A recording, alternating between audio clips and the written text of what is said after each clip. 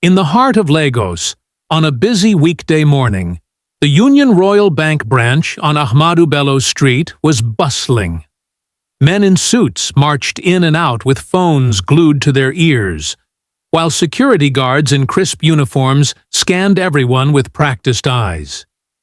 Inside the large, glass-paneled building, customers waited in queues as tellers typed away behind marble counters. Everything was running like clockwork, until the door creaked open, and silence slowly fell over the room. He was barefoot. His trousers were torn at the knees, and his shirt looked like it had survived a war. A scruffy gray beard spilled over his chest, and his hair was a wild, tangled crown. A crooked walking stick tapped rhythmically on the tiled floor as he approached the center of the bank. People shifted uncomfortably, pulling their children closer. Whispers rose. "Who let that madman in? Where is security?" The old man ignored the murmurs. He walked slowly to the front of the hall and, with a shaky hand, banged his stick against the tiled floor 3 times. "I am the owner of this bank," he declared, his voice surprisingly deep and commanding. Laughter erupted instantly. Customers chuckled. A young man in line recorded with his phone, narrating, "Live from Union Royal Bank. See this madman. Oh, he say na him get the bank." The security guards exchanged glances before stepping forward. But the old man didn't flinch. "I built this bank with my blood and sweat," he continued. "I own it. I only came to see what's become of my legacy." The branch manager, Mr. Dominic Ajayi, stormed out of his glass office upstairs. In his late 40s, with a polished head and a well-tailored navy blue suit, he was known for his no-nonsense attitude. "What is going on here?" he barked. One of the guards spoke. "Oga, this man walked in and started disturbing. He says he owns the bank." Dominic took one look at the old man and scoffed. "Throw him out. Now." The guards hesitated as the old man stared at the manager with intense eyes, something unsettling flickering behind them. But orders were orders. With a firm grip, they dragged him outside. He didn't resist. As he was pushed out the glass doors, he turned and said calmly, "I will return.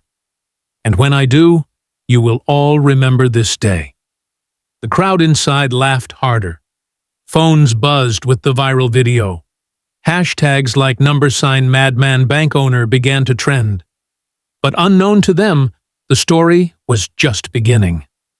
That night, the city's winds howled louder than usual. A storm brewed, not in the skies, but in boardrooms and old secret files long forgotten. Rain hammered the rooftops of Lagos that night as thunder rolled across the dark sky.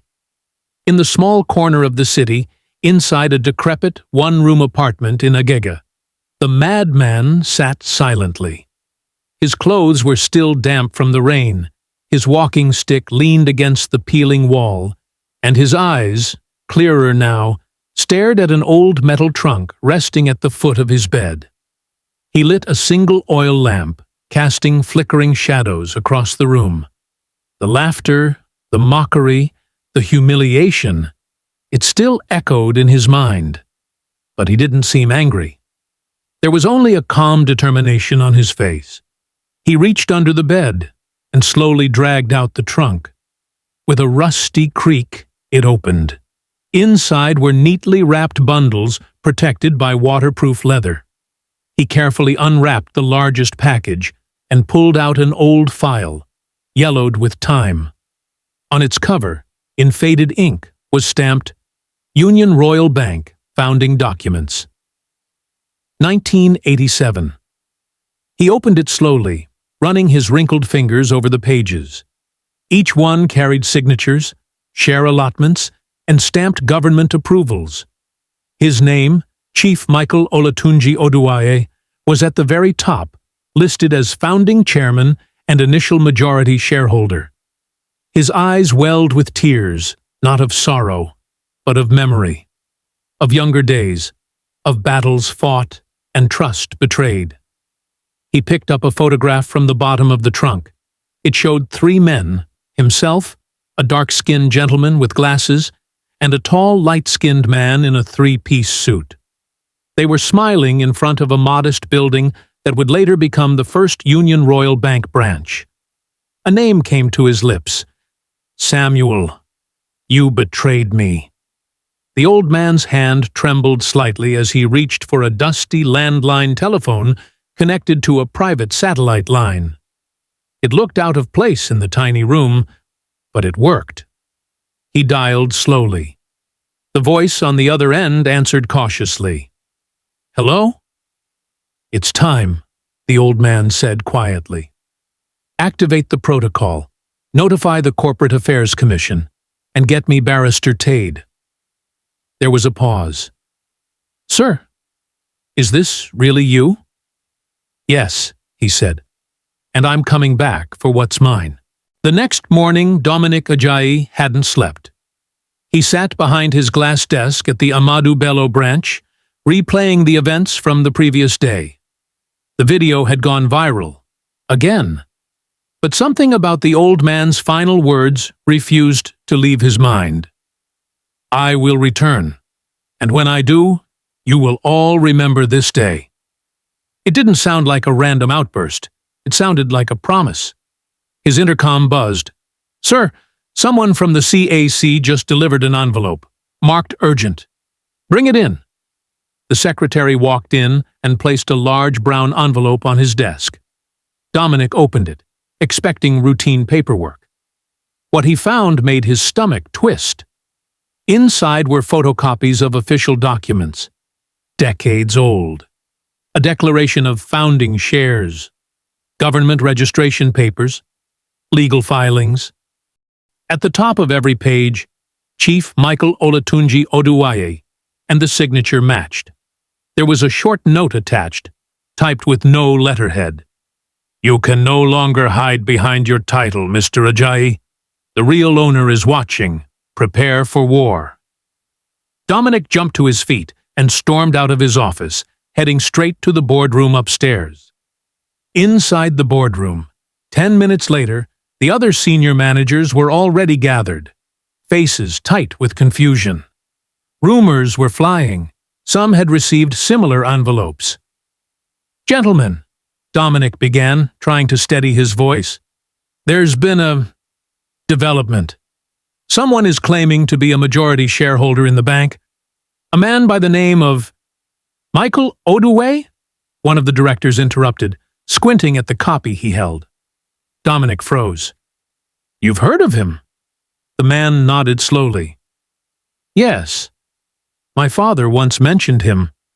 Said he disappeared over 2 decades ago after some kind of fallout with the board. No one knew what happened to him. People thought he was dead.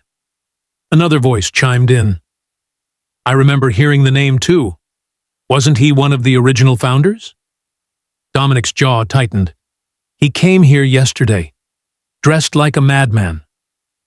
The room went silent. Then someone whispered, If that man really is who he claims to be, and those documents are real, we're in serious trouble. Dominic snapped, Don't jump to conclusions. Anyone can forge documents. But his voice was shaky now. Later that day, the madman Chief Michael walked into a law firm hidden behind a bookstore. The receptionist looked up, startled. Good afternoon, sir. May I help? Tell Tade his father's old friend is here. Michael Oduwaye. Within seconds, the lawyer, a young man in his 30s, ran out from the back office, his mouth open in disbelief. Chief, it's really you? My father always spoke of you. He said you vanished. Michael smiled faintly. I needed time to see who would remain loyal, and who would not. He handed him the file. We're going to court, and I'm taking back my seat. The young lawyer flipped through the papers, eyes widening at every page. These are rock solid. If the court confirms this, you won't just own shares. You'll control the board. Michael's eyes burned with fierce clarity. "I don't want to control it, Tade. I want to clean it. I built this bank for the people, and I will not let greed drown my legacy." Back at the bank, an emergency meeting had been called. Panic was rising. Whispers filled the hallways. Even the junior staff had heard the rumors. The madman was real. Outside, under the shade of a large almond tree across the road, the old man stood again, still humble, still silent. But there was something different now. People noticed. Some nodded respectfully. A few lowered their eyes. He watched quietly, hands behind his back. Then he turned and walked away. He wasn't done. He was just getting started.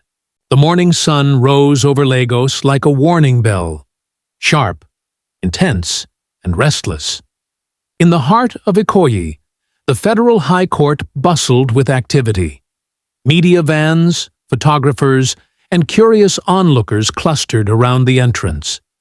Rumors had already spilled into the streets. A mysterious old man, claiming to be the rightful owner of Union Royal Bank, was suing for control. Inside the courtroom, Chief Michael Olatunji Oduwaye stood tall and calm, dressed in a light gray agbada, freshly ironed. His hair had been trimmed, but his signature beard remained, now combed and dignified. Gone was the crooked stick. Gone were the torn clothes. But the fire in his eyes remained. Beside him, Barrister Tade adjusted his glasses, his young face firm with determination. Opposite them, seated behind a polished row of defense attorneys, was Dominic Ajayi. Though still in his tailored suit, he looked visibly uneasy, his confidence cracking beneath the weight of the unexpected storm. The courtroom was packed. Journalists scribbled furiously, cameras rolled quietly from the gallery, and every seat was filled with spectators, whispering and waiting. "All rise," the clerk called. Justice Adebayo entered, stern and commanding. "Let us proceed." Barrister Tade stepped forward. "My lord, we come today not with assumptions, but with documents. Hard evidence that my client, Chief Michael Oduwaye, is the founding father of Union Royal Bank. Through deliberate deceit, he was declared missing. His shares were buried under shell corporations, and his legacy erased. Today, we are here to reclaim what is lawfully his." He handed a thick dossier to the bailiff. Inside are original founding documents signed and registered in 1987. Evidence of share transfers that legally returned majority ownership to my client over the past 15 years, and a series of corporate minutes that prove he never legally relinquished control. Justice Adebayo skimmed through the top sheets, pausing at the notarized founding certificate. "And you say these were all registered with the Corporate Affairs Commission?" "Yes, my lord. Verified this very week." The courtroom murmured. The lead defense counsel for the bank stood. "My lord, while we acknowledge the documents are authentic, the statute of limitations." Justice Adebayo raised a hand. "Counselor, authenticity is the foundation. If these documents are proven valid, the statute you refer to becomes irrelevant. I will not have a man's rights buried in dust simply because the world forgot him." Dominic shifted uncomfortably in his seat. Meanwhile, back at the bank headquarters, the board of directors was in a silent uproar. "Why didn't we know about these shares?" one director barked. "We've been auditing every quarter," another protested.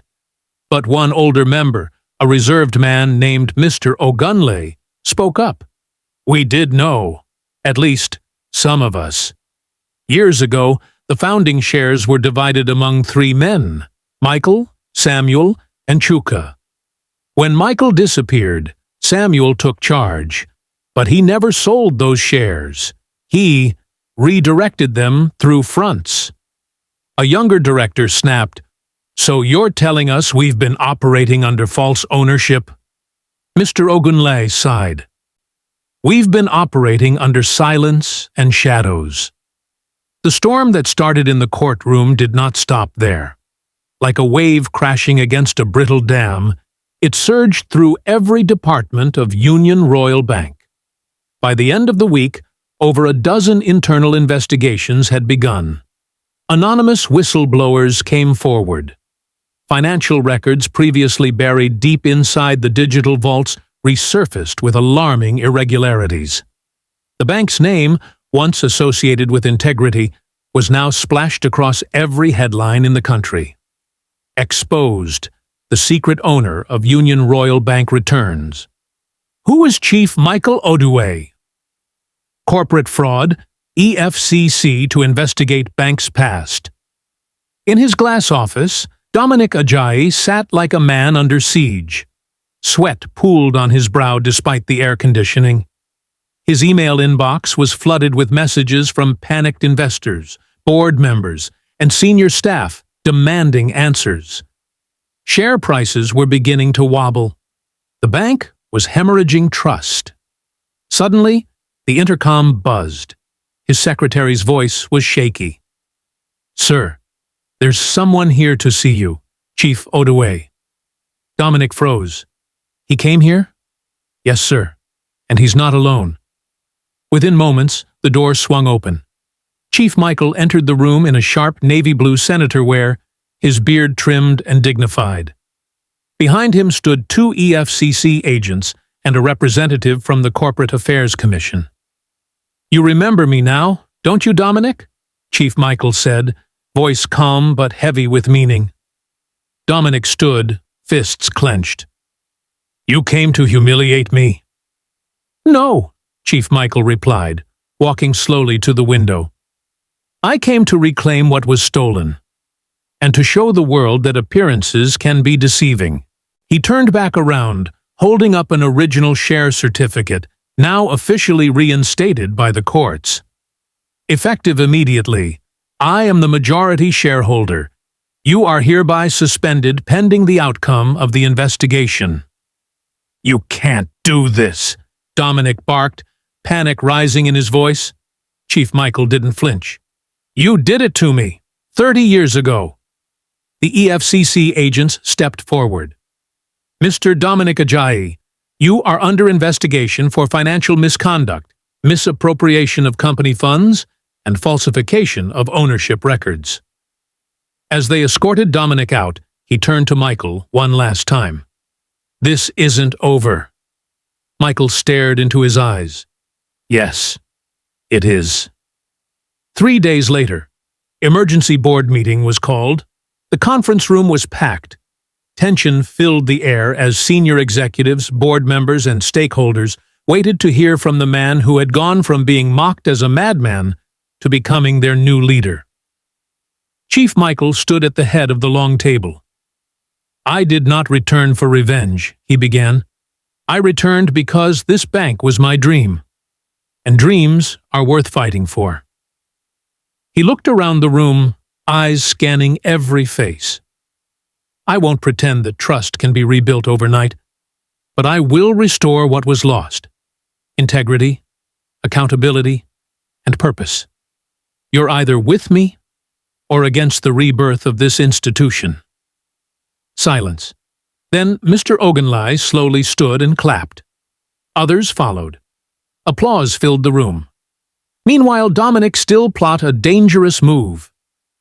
Inside a dimly lit room in Surulere, Dominic sat across from a shifty man in dark glasses.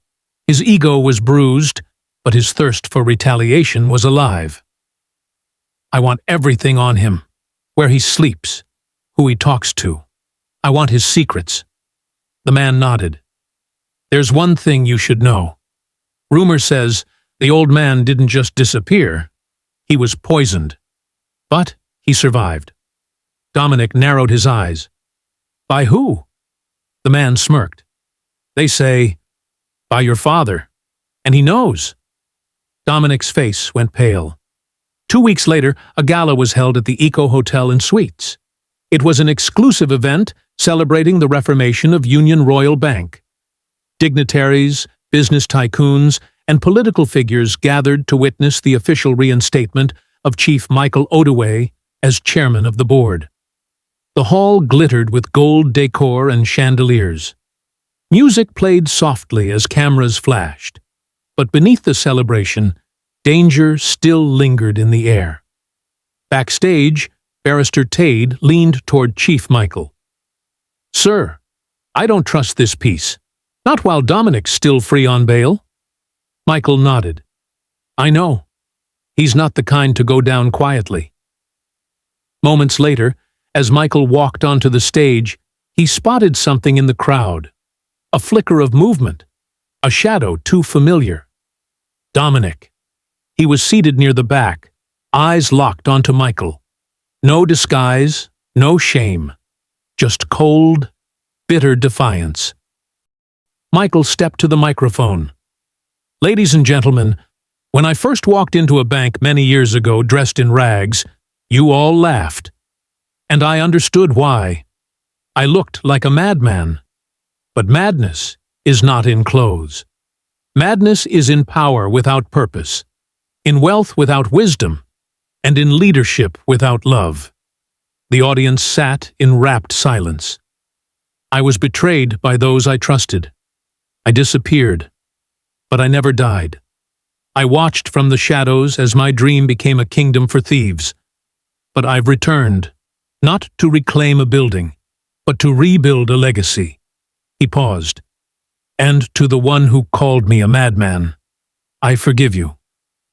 In the crowd, Dominic shifted. But let it be known, the past has returned to correct the present. Let this bank rise again, not as a fortress of greed, but as a temple of trust. The crowd erupted in applause. Dominic stood and began to walk out quietly. But at the exit, EFCC agents waited. One held a warrant. This time, it wasn't about the bank. It was about his father's confession, which had been recorded days before he died in his sleep. As Dominic was handcuffed, he caught one last glimpse of Chief Michael standing tall, surrounded by lights, applause, and redemption. 1 month later, Union Royal Bank launched a new campaign. Never judge a book by its cover. Chief Michael visited rural communities, opening branches and giving talks to young entrepreneurs. His story inspired millions. And every morning, as he walked into the bank, clean clothes, polished shoes, he still carried that old crooked walking stick. Not for balance, but as a reminder that sometimes the world has to believe you're mad before it believes your truth.